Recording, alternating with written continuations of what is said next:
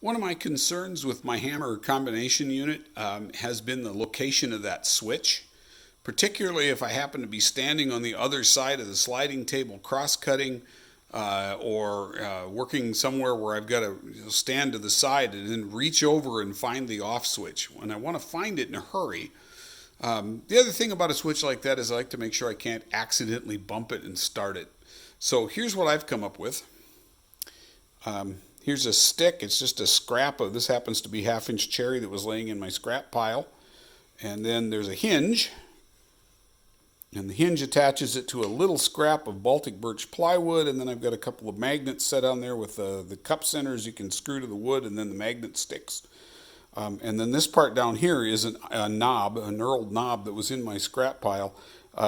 That could be a rubber bumper. It could be a piece of dowel, a little square of wood, just something that's going to reach out and hit the off switch.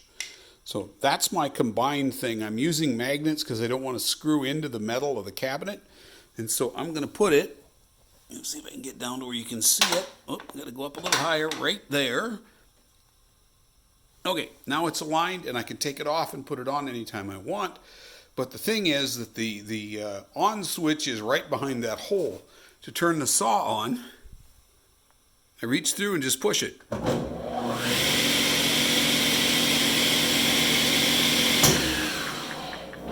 And to shut it off, I just have to bump the stick.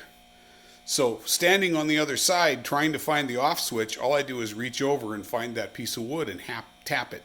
If I happen to be standing behind the saw, ripping, so that I'm in line with the saw and the fence, I can just reach up with my knee and bump it. So that's my safety add-on to the Felder hammer combination saw, planer, etc.